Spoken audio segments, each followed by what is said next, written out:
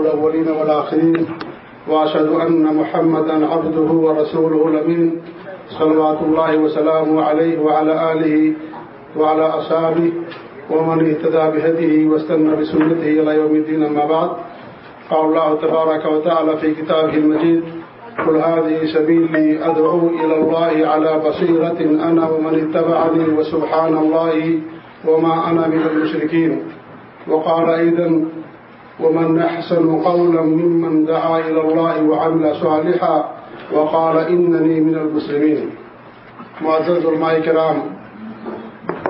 اور جبیل دعویٰ سینٹر کے دعات اور متعاونین اور ہم سب کے مشرف مربی ہمارے معزز مہمان فضیلۃ الشیخ ظفر-ul-Hasan مدنی صاحب حفظہ اللہ اور دور دراز سے تشریف لائے ہوئے متعاونین اور کارکنان، خاص طور سے ریاض سے، خبر سے اور یمبو سے اور جبیل کے تمام متعاونین، اللہ رب العالمین کا لاکھ لاکھ شکر و احسان ہے کہ آج یہ ہمارا 15واں دورہ علمیہ شروع ہونے جا رہا ہے۔ اس سے پہلے 14 دورہ علمیہ آپ لوگوں کے لیے یہاں منعقد کرائے جا چکے ہیں۔ اس بار کا جو دورہ علمیہ ہے اس کا موضوع ہے تاریخ اہل حدیث۔ اہل حدیث کی تاریخ اتنی ہی پرانی ہے جتنا اسلام پرانا ہے۔ اہل حدیث اسی دور سے ہیں جس دور سے قرآن و حدیث کا وجود ہے۔ یہ اور بات ہے کہ جب اس کی ضرورت پڑی تب اس نام کو مشہور کیا گیا، استعمال کیا گیا، ورنہ جب سے مسلمان ہیں، جب سے قرآن و حدیث ہے، جب سے حرا سے توحید کا پیام لوگوں کے سامنے پیش کیا گیا، اسی وقت سے اہل حدیث کا وجود ہے۔ اصطلاحات یا القاب ضرورت کی پیداوار ہوا کرتے ہیں۔ اسلام میں یا مسلمانوں میں سب سے پہلی جو 2 اصطلاح آئی انصار اور مہاجرین کی۔ اس کا مطلب ہرگز نہیں ہے کہ مکہ کی زندگی میں انصار اور مہاجرین نہیں تھے، وہاں بھی انصار اور مہاجرین تھے، لیکن اس اصطلاح کی وہاں ضرورت نہیں تھی۔ کیا ابوبکر صدیق رضی اللہ تعالیٰ عنہ انصار نہیں تھے؟ کیا حضرت خدیجہ رضی اللہ تعالیٰ عنہ انصار نہیں تھیں؟ کیا انہوں نے اپنے مال اور دولت کو اسلام کی نشر و اشاعت کے لیے نہیں لگا دیا؟ کیا ان لوگوں نے جنہوں نے شرک کو چھوڑا، توحید کو اور سنت کو گلے سے لگایا، کیا وہ مہاجر نہیں تھے؟ اللہ کے رسول صلی اللہ علیہ وسلم کی حدیث ہے کہ المہاجر من حجر اللہ ما نہى عنہ ورسولہ۔ مہاجر وہ ہے کہ جو اللہ اور اس کے رسول نے منع کر دیا اس کو چھوڑ دے، وہ مہاجر ہے، اور یہ معنوی ہجرت کہلاتی ہے۔ تو مہاجر اور انصار پہلے بھی تھے، اگرچہ اصطلاح کے طور پر ہجرت کے بعد اس اصطلاح پر عمل کیا گیا۔ تو اہل حدیث بھی اسی وقت سے ہیں جس وقت سے اسلام دنیا کے اندر آیا۔ یہ فرقہ ناجیہ ہے اور یہ طائف منصورہ ہے، اور فرقہ ناجیہ کا وجود ہر زمانے میں رہا ہے، ہر وقت رہا ہے، اور جو دیگر فرقے ہیں تقلیدی ان کا وجود تو 4 صدی ہجری کے بعد ہوا ہے۔ اس لیے جو آج کا دورہ علمیہ ہے اسی تاریخ کو بطور خاص، چونکہ ہمارے سامنے متحدہ ہندوستان یعنی بر صغیر ہند و پاک کے دعات اور علماء اور متعاونین ہیں، اس لیے بطور خاص اس تاریخ کو بتانے کی ہاں ہمیں ضرورت محسوس ہوئی کہ الحمدللہ اللہ کا شکر احسان ہے کہ ہم سب کے سب اہل حدیث ہیں، قرآن و سنت کے نہج پر، سلف صالحین کے منہج پر قرآن و حدیث کو سمجھنے والے ہیں۔ اور اہل حدیث کہنا یہ کوئی تقلیدی فرقہ نہیں ہے اور نہ ہی اس کے اندر کوئی تعصب ہے، بلکہ ہر شخص کو اہل حدیث ہونا چاہیے۔ اہل حدیث کا مطلب ہی ہے قرآن و حدیث پر عمل کرنے والا، سلف صالحین کے نہج پر۔ یہ جو تاریخ ہے میرے عزیز بھائیوں، یہ اتنی ہی پرانی تاریخ ہے جتنا اسلام پرانا ہے۔ یہ اسلام کی تاریخ ہے، یہ صحابہ، تابعین، تبع تابعین کی تاریخ ہے، اور جن کے نہج پر چلے ان کی تاریخ ہے یہ، لہذا یہ کوئی نیا فرقہ نہیں ہے۔ البتہ جمعیت اور جماعت کے اندر فرق ہے۔ جمعیت تنظیمی اکائی اور ڈھانچے کا نام ہے، اور یہ ضرورت کے تحت اس کا وجود یہ وجود میں آنے والی چیز ہے، لیکن جماعت ہمیشہ سے ہے اور ہمیشہ رہے گی۔ اللہ کے رسول صلی اللہ علیہ وسلم کی صاف حدیث ہے، مشہور روایت ہے کہ ایک جماعت ہمیشہ، ایک امت ہمیشہ حق پر قائم رہے گی اور کوئی اسے نقصان نہیں پہنچا سکے گا۔ تو یہ جماعت کا وجود اللہ کے رسول کے زمانے ہی سے ہے۔ صحابہ، تابعین، تبع تابعین، سلف صالحین، ان کے نہج پر چلنے والے سب کے سب کا وجود اسی وقت سے ہے، لہذا یہ کوئی نئی جماعت نہیں ہے۔ ہم الحمدللہ بڑے فخر کے ساتھ کہتے ہیں تحدیث نعمت کے طور پر کہ اللہ رب العالمین نے ہمیں اہل حدیث بنایا، کیونکہ اہل حدیث یہی اسلام کی سچی تعبیر ہے اور یہی اسلام کی شرح ہے۔ اس لیے اس کو کہنے میں ہمیں کسی بھی طرح کا کوئی تعامل نہیں ہونا چاہیے، اور چونکہ یہ بہت بڑی نعمت ہے اور انسان کو نعمتوں کی خوبیوں کے بارے میں جانکاری اور معرفت ہونی چاہیے، اس لیے اہل حدیث کی تاریخ پر یہ دورہ علمیہ رکھا گیا۔ الحمدللہ ان میں سے اکثر خطبہ ہیں، دعات ہیں، علماء ہیں، اور اس لیے یہ موضوع رکھا گیا تاکہ ہم بباغ دہل کہہ سکیں اور بڑے فخر کے ساتھ کہہ سکیں کہ الحمدللہ اللہ رب العالمین نے ہمیں اس جماعت سے بنا کر کے رکھا جو فرقہ ناجیہ ہے، جو طائف منصورہ ہے۔ یہ کوئی دعویٰ نہیں ہے، اس کتاب کا جب مطالعہ کریں گے اور دورہ کیا جائے گا، یہ سارے شہادت گواہیاں اور اس طریقے سے جماعت کی خوبیاں، یہ تمام چیزیں انشاءاللہ اس کتاب کے حوالے سے آپ کو ملیں گی۔ اہل حدیث کی جہاں تک ہندوستان میں تاریخ کی بات ہے تو ان کا بھی دور بڑا ہی تابناک دور رہا ہے، خاص طور سے رئیس المجددین اور امام المحدثین شیخ الفرقل میاں نذیر حسین محدث دہلوی رحمۃ اللہ علیہ کے بعد سے لے کر کے انقسام ہندوستان تک کا جو دور ہے وہ اہل حدیث کا بڑا ہی تابناک اور سنہرا دور ہے، اور ہجرت تقسیم ہند سے سب سے زیادہ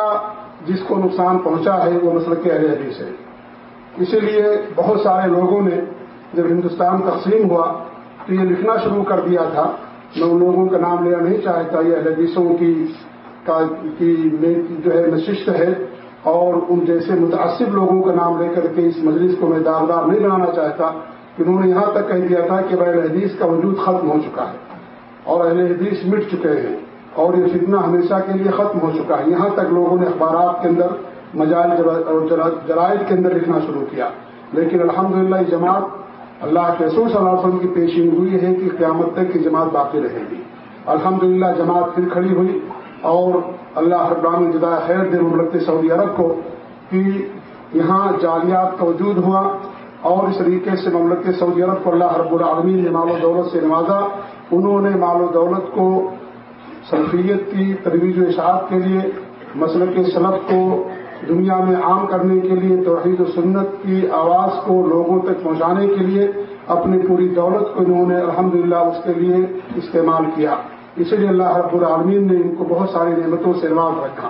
اور آج دنیا میں جہاں بھی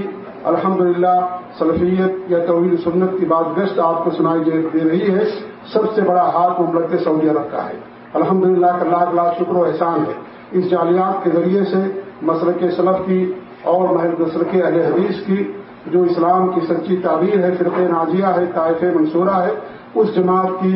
الحمدللہ یہاں سے دعوت دی جاتی ہے اور لوگوں کو کتاب و سنت سے جوڑا جاتا ہے۔ تو الحمدللہ آج پھر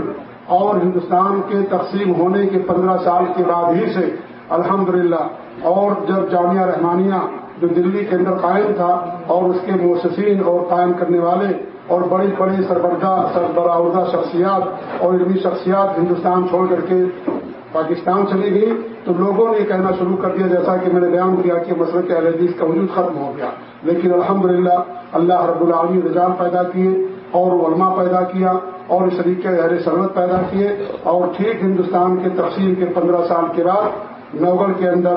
بہت بڑی عظیم کانفرنس ہوئی، جس کو رکوانے کے لیے بھی بہت سارے لوگوں نے ایڑی چوٹی کا زور لگایا، اور پولیس اور اس طریقے سے جو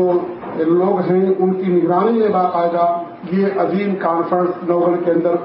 ہوئی، اور ہزاروں لوگوں نے اس پروگرام کے اندر اس کانفرنس میں شرکت کی۔ اور اس کے بعد الحمدللہ جامعہ سلفیہ قیام عمل میں آیا، اور اس سے پہلے بھی بڑی بڑی دینی درسگاہوں کا وجود ہوا الحمدللہ۔ تو یہ اللہ رب العالمین نے اس جماعت کو ہمیشہ سے باقی رکھا ہے، اور یہ قیامت تک الحمدللہ جماعت باقی رہے گی، بے سر و سامانی کی حالت میں بھی، اور اس طریقے سے ہوتے ہوئے بھی الحمدللہ ان کے پاس مجھے اس بات کا اعتراف کہ آج ہمارے درمیان ثناء اللہ رسول رحمۃ اللہ علیہ نہیں ہے، علامہ میاں نذیر حسین محدث دہلوی نہیں ہے، علامہ عبدالعزیز رحیم آبادی نہیں ہے، علامہ عبداللہ محدث روپڑی نہیں ہے، بڑی بڑی شخصیات نہیں ہیں، لیکن ہماری سب سے بڑی طاقت اللہ سے محبت، اس کے رسول سے محبت ہے، کتاب و سنت ہے، توحید و سنت کی سب سے بڑی طاقت ہے، اور اس طاقت کے سامنے دنیا کی ساری طاقتیں ہیچ ہیں۔ اس لیے یہ اپنے منہج کی شفافیت اور اپنے منہج کے درستگی کی بنا پر بے سر و سامانی کے عالم میں بھی آج پوری دنیا کے اندر یہ پھیلتی جا رہی ہے، اور اس طریقے سے اس کا وجود لوگ قبول کرتے جا رہے ہیں۔ اور علامہ حسن رحمۃ اللہ علیہ نے فرمایا تھا کہ یہ 21ویں صدی اہل حدیثوں کی صدی ہے، اہل حدیثوں کا یہ زمانہ ہے۔ الحمدللہ آج مملکت سعودی عرب سے اور یہاں کے جو دعات پوری دنیا کے اندر کام کر رہے ہیں، یا اس طریقے سے سب سے بڑا سشد اگر کتاب و سنت کی دعوت کا ہے تو وہ مسلک اہل حدیث کا ہے، جماعت اہل حدیث کا ہے الحمدللہ۔ اور یہ میں نہیں کہہ رہا ہوں، کتنے سعودیوں سے ہماری بات ہوئی، کتنے لوگوں سے بات ہوئی۔ ابھی چند ماہ پہلے یہاں پر ایک بڑے شیخ کا یہاں کی زیارت ہوئی، ہمارے مشائخ موجود تھے، انہوں نے برملا کہا کہ اس وقت دنیا میں سب سے زیادہ جو مسلک پھیل رہا مسلک اہل حدیث ہے، اور سب سے زیادہ جس کے ساتھ ہو رہی ہے مسلک اہل حدیث ہے، اور جماعت اہل حدیث سب سے زیادہ دعوت کے میدان میں برسر پیکار ہے۔ الحمدللہ اللہ شکر ہے، اس کا احسان ہے، تحدیث محنت کے طور پر یہ ساری باتیں بتائی جا رہی ہیں۔ الحمدللہ اسی فرقے سے، اسی جماعت سے، اسی طائفہ سے ہمارا تعلق ہے، اس پر ہمیں فخر ہے، اور اس طریقے سے ہمیں اللہ رب العالمین کا شکر اور احسان ہے کہ ہم نے اللہ رب العالمین ہمیں اس جماعت سے وابستہ کر رکھا ہے۔ تو الحمدللہ یہ جو ہماری تاریخ ہے بڑی روشن تاریخ ہے، اس تاریخ کی معرفت ہمارے لیے بہت ضروری ہے۔ ہم دعوت کے میدان میں ہیں، آپ لوگ دعوت کے میدان میں ہیں، اور یہ اللہ رب العالمین کی محاسن اور خوبیوں میں سے یعنی اس جماعت کا جو کہ ہے اس کا یاد رکھنا یا جاننا ہم سب کے لیے ضروری ہے، تاکہ ہم اللہ رب العالمین کا اس پر شکر اور اس کا احسان ادا کر سکیں۔ تو الحمدللہ آج کے دورہ علمیہ ہے، بڑا تاریخی اور منفرد دورہ علمیہ ہے، تاریخ اہل حدیث، اور اس دورے کے اندر جو کتاب پڑھائی جائے گی وہ ہندوستان کے ایک نامور عالم دین جو ہندوستان سے مملکت سعودی عرب یا مدینے کے اندر جو ہے تشریف لے آئے تھے، اور یہاں انہوں نے قیام کیا، علامہ احمد بن محمد دہلوی رحمۃ اللہ علیہ، اور ان کی کتاب ہے جو کتاب و سنت کی اعتصام کتاب و سنت، اور اس طریقے سے اپنے مسلک کی غیرت کے تعلق سے جانی اور پہچانی شخصیت ہے۔ اور اس کتاب کا شرح کرنے کے لیے ہم نے جس عظیم شخصیت کو دعوت دیا ہے، حقیقت یہ ہے کہ جب سے ہم نے شعور سنبھالا ہے اس وقت سے ہم شیخ محترم کا نام سنتے آ رہے ہیں۔ ہم میں سے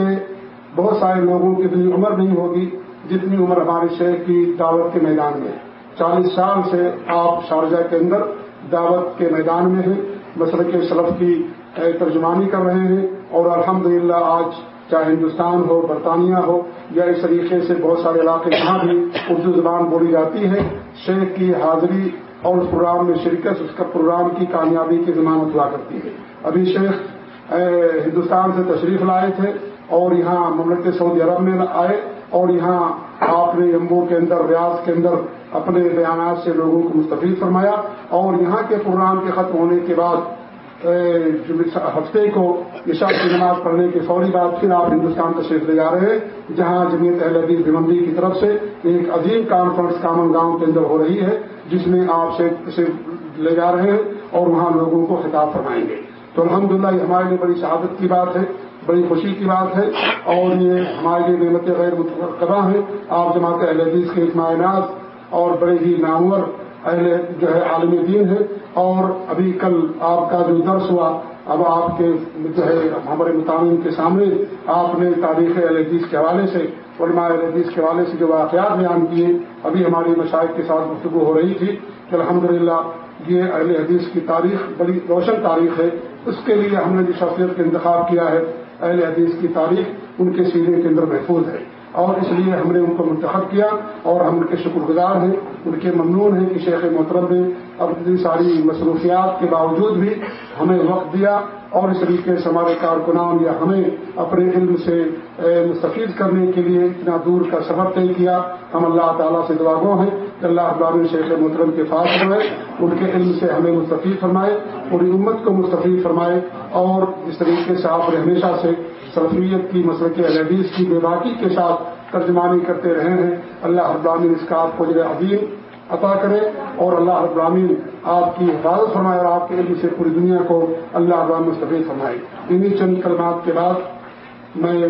شیخ محترم سے بڑے ادب کے ساتھ گزارش کرتا ہوں کہ اس دورے علمیہ کا اپنی جو ہے آغاز فرمائے اور اس طریقے سے اپنے بصیرت افروز خطاب سے یا کتاب کی شرح سے ہمیں مستفید فرمائے. اللہ رب العالمین شیخ محترم کو جزائے خیر عطا فرمائے. اللہ رب العالمین ان کے علم سے سب کو مستفید. جزاکم اللہ خیر. والسلام علیکم ورحمۃ اللہ وبرکاتہ.